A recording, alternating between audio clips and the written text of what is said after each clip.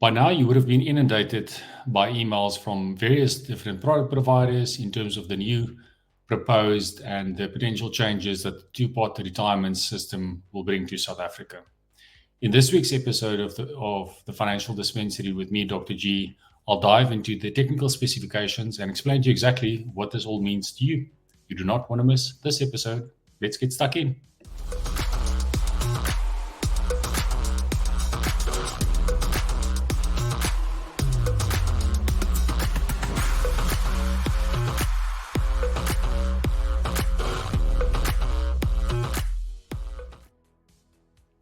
Before we get stuck into the technical specifications thereof, it's important to have a bit of a foundation.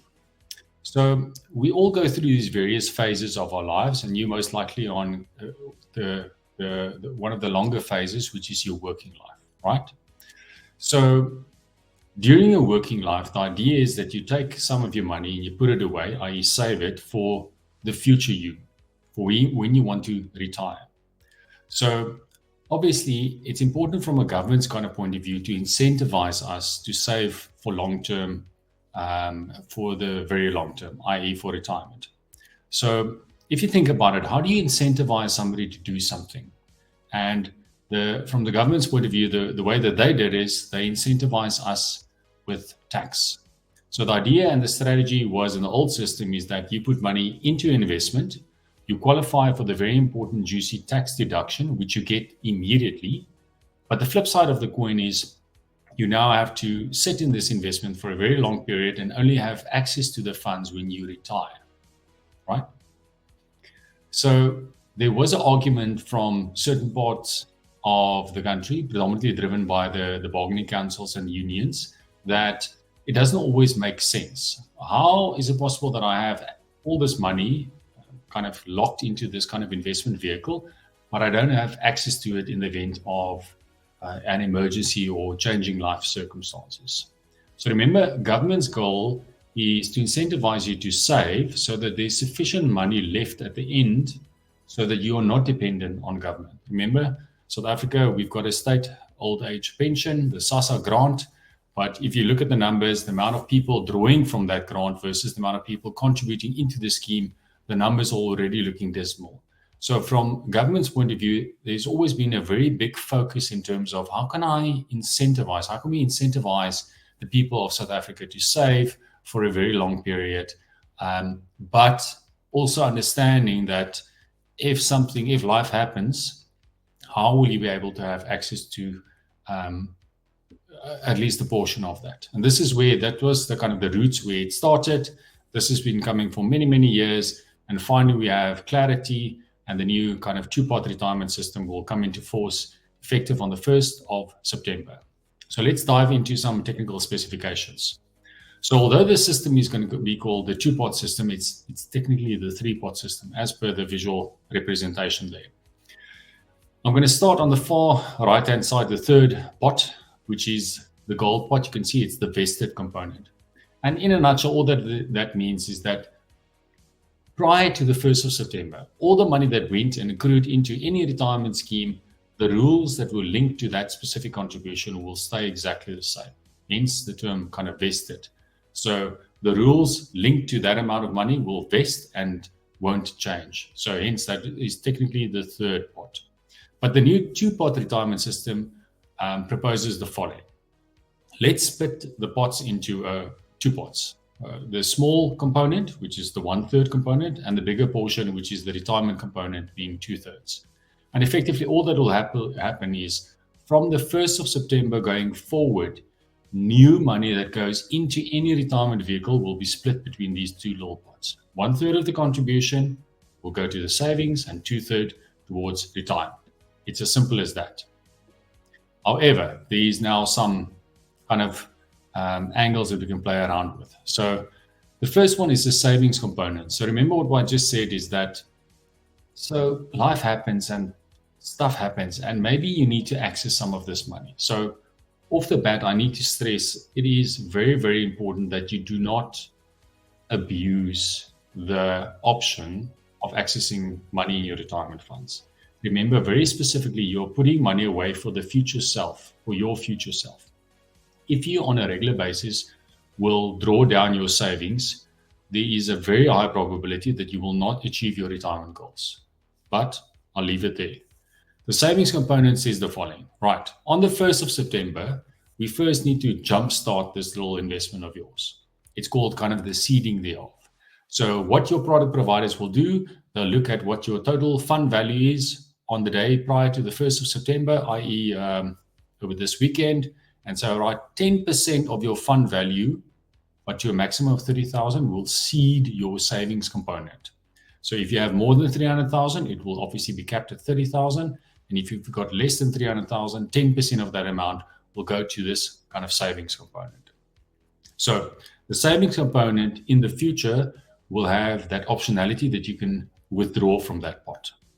So in the second column, you can see the withdrawals is limited to once per year, per tax year. There's a minimum amount that you have to take of 2,000 Rand.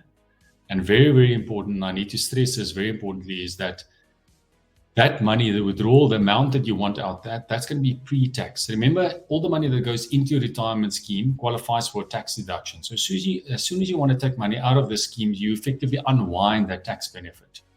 So the amount that you want to withdraw will be taxed at your marginal tax rate. So whoever the administrator is will first apply for what we call a tax directive, i.e. tell SARS, listen, this client wants to withdraw 20,000 Rand. SARS then looks at your previous year's kind of tax return, calculates what your marginal tax rate is, and tell the administrator, you know what, this client is in the 25, 30, 35% tax bracket.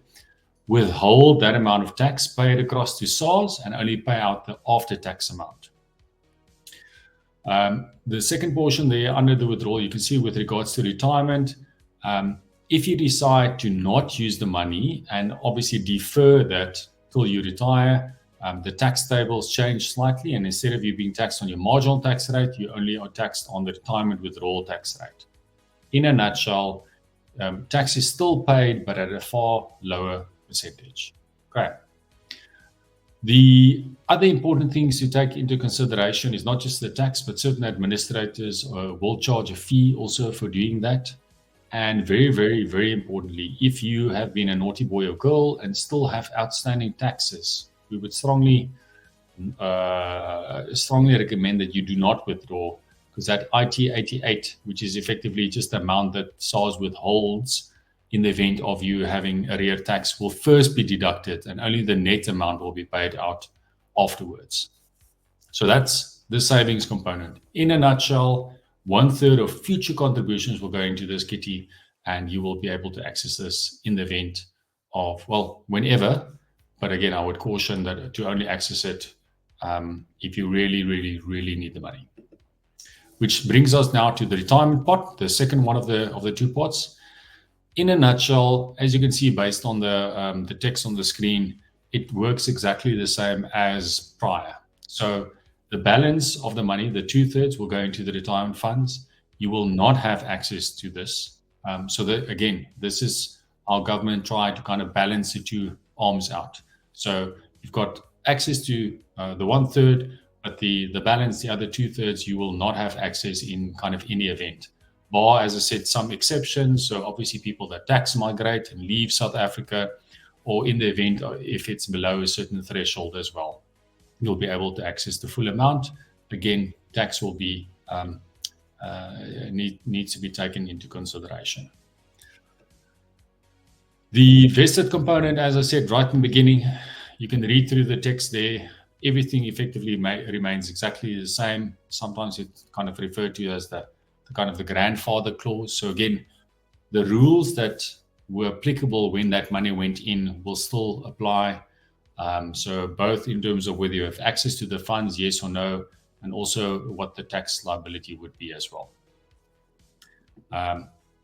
Another technical specification. So if there's any clients out there that are currently in a provident preservation fund and are older than 55, you now have the option to decide whether you want to opt in or not into the new two-pot system.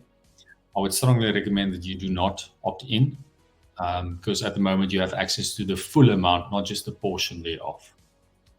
So you can see in a nutshell, the idea with the two-part system is to just to strike that nice balance between the optionality to have access to your funds, but not um, but still to still keep you motivated for the long term. And that's the very important part.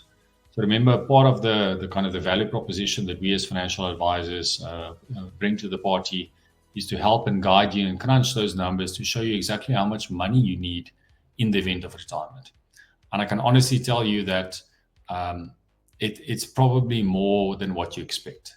Remember, one of the key things that we currently picking up is that we are all living much longer than what we anticipate. So life expectancy is being pushed out based on kind of the advancements in kind of medical technology. So the amount of money that you need in your post-working life, in your retirement life, is much more than what you actually anticipate. Because maybe 5 or 10 years ago, your life expectancy was probably around 80 to 85. That number is creeping up to 90 and maybe even to 100. So if you had to think, that's 5 or potentially 15 years of additional money that you would need to live off. It's a very big amount. And without trying to overcomplicate things, just think about this. If you're saving for a long-term investment, but you're making regular withdrawals out of that investment during the investment period, I promise you will not hit your retirement goals that you need to achieve. So yes, it's fantastic in terms of optionality, knowing that I have got access to the money. But please, we do caution all clients to make sure that that you don't misuse the system. And that's it. Two-pot explained in 15 odd minutes. If there's any other questions, feel free to pop us. You can either drop a comment below for us, or you can reach out to either your HR or directly to us, and we'll gladly assist. Until next time, thank you very much. Goodbye.